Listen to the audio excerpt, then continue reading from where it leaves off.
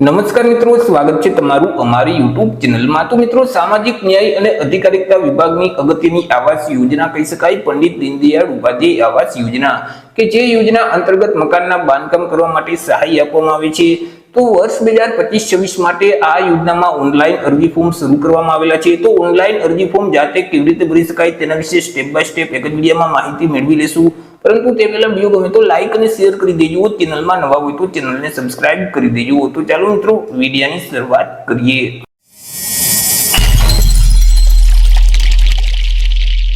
સૌથી પહેલા મિત્રો, તમારે તમારા મોબાઈલમાંથી અથવા તો લેપટોપ કે પીસીમાંથી કોઈ પણ એક ઇન્ટરનેટ બ્રાઉઝરને ઓપન કરવાનું રહેશે અને ત્યાં સર્ચ બોક્સમાં ટાઈપ કરવાનું રહેશે ઈ સમાજ કલ્યાણ। હવે જેવું તમે ઈ સમાજ કલ્યાણ ટાઈપ કરી તમે તેને સર્ચ કરશો તો તમારી સામે આ મુજબની એક સ્ક્રીન ઓપન થઈ જશે, કે જ્યાં ઈ સમાજ કલ્યાણની ઓફિશિયલ વેબસાઇટ તમને સૌથી પહેલા જોવા મળશે, esamajkalyan.gujarat.gov.in। તો તે વેબસાઇટ ઉપર તમારે ક્લિક કરી દેવાનું રહેશે। હવે મિત્રો, વેબસાઇટ ઉપર ક્લિક કરશો એટલે ઈ સમાજ કલ્યાણનું જે પોર્ટલ છે તે પોર્ટલ ઓપન થઈ જશે। તમને આ મુજબની સ્ક્રીન જોવા મળશે। મિત્રો, પોર્ટલની લેંગ્વેજ છે તે બાય ડિફોલ્ટ ઇંગ્લિશ જોવા મળશે, પરંતુ તમે તેને ગુજરાતી કરવા માંગતા હોય તો અહીંથી તમે ગુજરાતીનો ઓપ્શન સિલેક્ટ કરશો તો પોર્ટલની જે લેંગ્વેજ છે તે ગુજરાતી થઈ જશે। હવે પોર્ટલ ઉપર જો તમે હજી સુધી રજીસ્ટ્રેશન નથી કરેલ તો સૌથી પહેલા તો તમારે તમારું રજીસ્ટ્રેશન છે તે કરવાનું રહેશે। રજીસ્ટ્રેશન કરવા માટે અહીં તમને ઓપ્શન જોવા મળશે નવા યુઝર, કૃપા કરી અહીં નોંધણી કરો, તો ત્યાં તમારે ક્લિક કરી દેવાનું રહેશે, જેથી કરી આગળ તમને એક રજીસ્ટ્રેશન ફોર્મ આપી દેવામાં આવશે। તે ફોર્મમાં તમામ માહિતી ભરવાની રહેશે। જેમ કે મિત્રો, તમારા આધાર કાર્ડમાં જેવી રીતે નામ છે એવી જ રીતે આખું નામ આ બોક્સમાં ટાઈપ કરી દેવાનું રહેશે। તમારું જે જેન્ડર છે મેલ ફિમેલ તે અહીંથી સિલેક્ટ કરી દેવાનું રહેશે। તમારી જે જન્મ તારીખ છે તે જન્મ તારીખ કેલેન્ડરમાંથી સિલેક્ટ કરવાની રહેશે। ત્યાર પછી તમારા જે આધાર કાર્ડ નંબર છે તે નંબર આ બોક્સમાં ટાઈપ કરી દેવાના રહેશે। જો તમે ઈમેલ આઈડી યુઝ કરતા હોય તો તમારું ઈમેલ આઈડી છે તે અહીં ટાઈપ કરી દેવાનું રહેશે। તમારી જાતિ કઈ છે, જે તે કેટેગરી લાગુ પડતી હોય તે કેટેગરી અહીંથી તમારે સિલેક્ટ કરી દેવાની રહેશે। ત્યાર પછી તમારા જે મોબાઈલ નંબર છે તે આ બોક્સમાં ટાઈપ કરવાના રહેશે। તમારે જે તે પાસવર્ડ રાખવું હોય તે પાસવર્ડ આ બોક્સમાં ટાઈપ કરી અને ફરીથી તે જ પાસવર્ડને કન્ફર્મ કરવા માટે આ બોક્સમાં ટાઈપ કરી દેવાનું રહેશે। ત્યાર પછી અહીં તમને એક સરવાળો પૂછવામાં આવશે, તેમનો જે આન્સર આવે તે આન્સર આ બોક્સમાં ટાઈપ કરી અને રજીસ્ટરનું જે બટન છે તેના ઉપર તમારે ક્લિક કરી દેવાનું રહેશે। જેવું મિત્રો તમે રજીસ્ટરના બટન ઉપર ક્લિક કરશો તો પોર્ટલ ઉપર તમારું રજીસ્ટ્રેશન છે તે સક્સેસફુલ થઈ જશે। તમને એક યુઝર આઈડી નંબર આપી દેવામાં આવશે।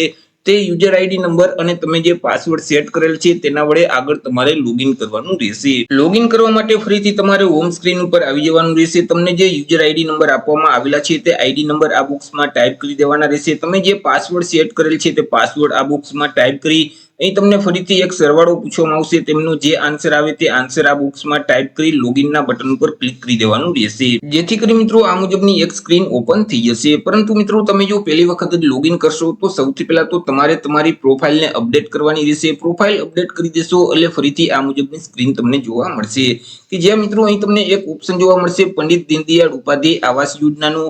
તો તેના નામ ઉપર તમારે ક્લિક કરવાનું રહેશે, જેથી કરી યોજનાને લગતી તમામ માહિતી અહીં તમને જોવા મળશે। તેને એકવાર વાંચી અને ત્યાર પછી જે ઓકે નું બટન છે તેના ઉપર તમારે ક્લિક કરવાનું રહેશે, જેથી કરી ફરીથી આ મુજબની સ્ક્રીન ઓપન થઈ જશે। અહીં તમને ઓપ્શન જોવા મળશે ફરીથી પંડિત દીનદયાળ ઉપાધ્યાય આવાસ યોજનાના પ્રથમ હપ્તા માટે અરજી કરો, તો તેના ઉપર તમારે ક્લિક કરી દેવાનું રહેશે। આગળ મિત્રો તમને એક અરજી ફોર્મ આપી દેવામાં આવશે, તે ફોર્મમાં તમામ માહિતી ભરવાની રહેશે। અરજી ફોર્મ છે તે અલગ અલગ 4 સ્ટેપમાં હશે। 4 સ્ટેપ તમારે ફરજિયાત કમ્પ્લીટ કરવાના રહેશે, કે જેમાં પહેલા સ્ટેપમાં અરજદારે પોતાની વ્યક્તિગત માહિતી આપવાની રહેશે।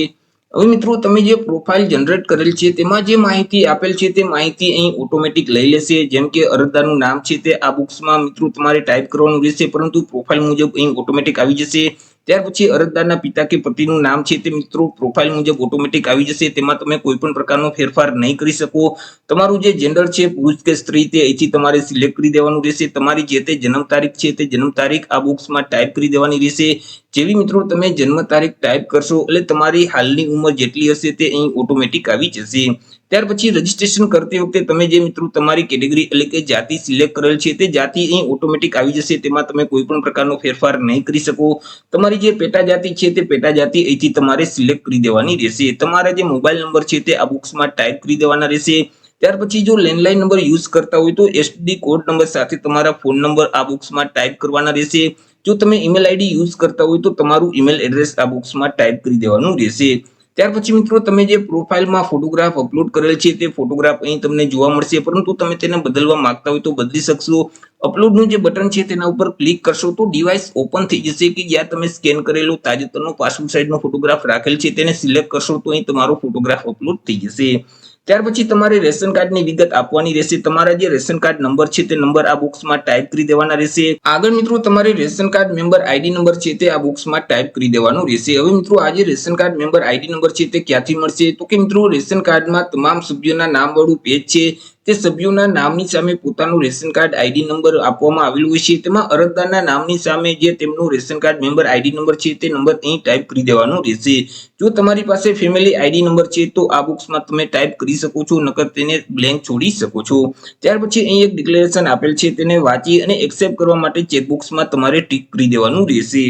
ત્યાર પછી મિત્રો તમારે અલગ અલગ બે સરનામા આપવાના રહેશે કે જેમાં સૌથી પહેલા તો હાલનું સરનામું આપવાનું રહેશે. હાલનું જે સરનામું છે તેમાં રાજ્યનું નામ બાય ડિફોલ્ટ ગુજરાત સિલેક્ટ કરેલ જ આવશે, તેમાં તમે કોઈ પણ પ્રકારનો ફેરફાર કરી શકતા નથી. ત્યાર પછી તમારા જિલ્લાનું નામ અહીંથી સિલેક્ટ કરી દેવાનું રહેશે. તાલુકાનું નામ સિલેક્ટ કરી ગામનું નામ અહીંથી તમારે સિલેક્ટ કરી દેવાનું રહેશે. તમારું જે સરનામું છે તે આ બોક્સમાં ટાઈપ કરી તમારા એરિયાના પિનકોડ નંબર અહીં ટાઈપ કરવાના રહેશે. ત્યાર પછી મિત્રો જો હાલનું સરનામું અને કાયમી સરનામું બંને એક જ છે તો અહીં જે ચેકબોક્સ છે તેમાં તમારે ટિક કરી દેવાનું રહેશે. પરંતુ બંને અલગ અલગ છે તો તમારું જે કાયમી સરનામું છે તે અહીં ટાઈપ કરવાનું રહેશે. જેમ કે રાજ્યનું નામ છે તે અહીંથી તમારે સિલેક્ટ કરી દેવાનું રહેશે. તમારા જિલ્લાનું નામ, તમારા તાલુકાનું નામ છે, ત્યાર પછી તમારા ગામનું નામ સિલેક્ટ કરી તમારું જે સરનામું છે તે આ બોક્સમાં ટાઈપ કરી દેવાનું રહેશે. એરિયાના પિનકોડ નંબર અહીં ટાઈપ કરી અને મિત્રો અહીં તમામ વિગત ભરાઈ જાય એટલે સેવ એન્ડ નેક્સ્ટનું જે બટન છે તેના ઉપર તમારે ક્લિક કરી દેવાનું રહેશે. આગળ મિત્રો તમારી અરજી બીજા સ્ટેપમાં આવી જશે કે જ્યાં તમારે અરજીની વિગત આપવાની રહેશે. હવે મિત્રો અરજદારને જે ઓપ્શન અહીંથી લાગુ પડતું હોય તે ઓપ્શન સિલેક્ટ કરી દેવાનું રહેશે. જેમ કે અરજદાર છે તે બીપીએલ કેટેગરીમાં આવે છે, શ્રમયોગી છે, વિધવા છે, વિકલાંગ છે, અતિ પછાત જાતિમાં આવે છે કે ત્યક્તા છે. જે ઓપ્શન લાગુ પડતું હોય તે ઓપ્શન સિલેક્ટ કરવાનું રહેશે. પરંતુ તેમાંથી એક પણ ઓપ્શન લાગુ નથી પડતો તો અહીં જે અન્યનો ઓપ્શન આપેલ છે તેને સિલેક્ટ કરી દેવાનું રહેશે. ત્યાર પછી અરજદાર જે વ્યવસાય કરતા હોય અથવા તો જે તે ધંધો કરતા હોય તેનું નામ આ બોક્સમાં ટાઈપ કરી દેવાનું રહેશે. તમારી પાસે જે વાર્ષિક આવકનો દાખલો છે તેમાં જેટલી આવક દર્શાવેલ છે એટલી આવક અહીં ટાઈપ કરવાની રહેશે. રેશન કાર્ડમાં જેટલા સભ્યોના નામ છે તેમની સંખ્યા અહીં ટાઈપ કરી દેવાની રહેશે. ત્યાર પછી તમારે જે મકાનનું બાંધકામ કરવાનું છે તે ખુલ્લા પ્લોટ ઉપર મકાનનું બાંધકામ કરવાનું છે કે ઓલરેડી કાચું મકાન છે, જે ઓપ્શન લાગુ પડતું હોય તે ઓપ્શન અહીંથી તમારે સિલેક્ટ કરી દેવાનું રહેશે. ત્યાર પછી તમારે જે જગ્યા ઉપર મકાનનું બાંધકામ કરવાનું છે તેનું પૂરું સરનામું આ બોક્સમાં ટાઈપ કરી દેવાનું રહેશે અને પ્લોટની માહિતી છે તે વારમાં આ બોક્સમાં ટાઈપ કરવાની રહેશે. હવે તમે જે મકાનનું બાંધકામ કરવા માંગો છો તેની પાછળ અંદાજિત કેટલો ખર્ચ થશે તે રકમ રૂપિયા આ બોક્સમાં ટાઈપ કરી દેવાના રહેશે. અને મિત્રો તે જગ્યા ઉપર તમે કેટલા વર્ષથી રહો છો તે વર્ષ અહીં ટાઈપ કરી દેવાના રહેશે. ત્યાર પછી તમારે બેંક ખાતાની વિગત આપવાની રહેશે. હવે તમારું ખાતું જે બેંકમાં હોય તે બેંકનું નામ અહીં ટાઈપ કરી દેવાનું રહેશે. તે શાખાનું નામ છે તે આ બોક્સમાં ટાઈપ કરવાનું રહેશે. શાખાના IFSC કોડ નંબર અહીં ટાઈપ કરી અને તમારા જે બેંક ખાતા નંબર છે તે નંબર આ બોક્સમાં ટાઈપ કરી દેવાના રહેશે.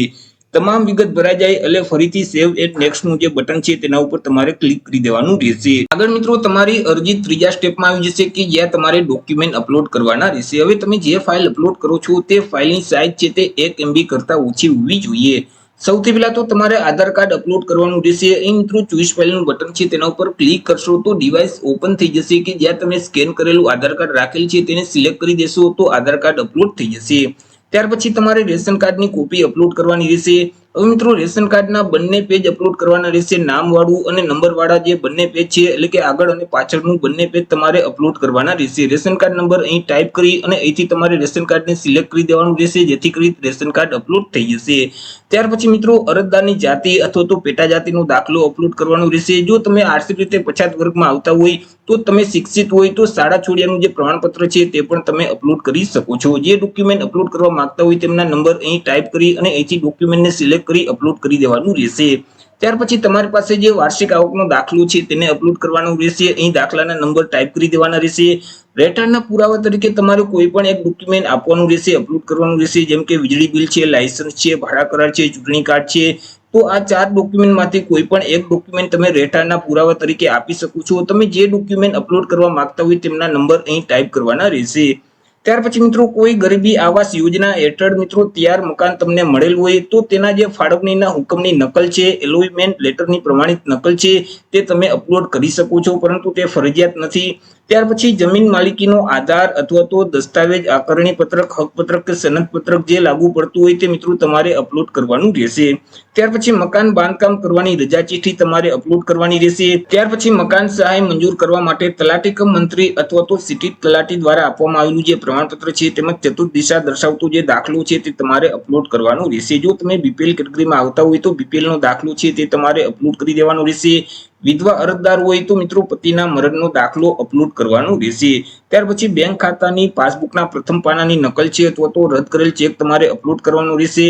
વેરા પાવતી છે તે તમારે અપલોડ કરવાની રહેશે. પાવતીના નંબર અહીં ટાઈપ કરી અને પાવતી અપલોડ કરી દેવાની રહેશે. ત્યાર પછી સેલ્ફ ડિક્લેરેશન ફોર્મ એટલે કે સ્વ ઘોષણા પ્રમાણપત્ર તમારે અપલોડ કરી દેવાનું રહેશે.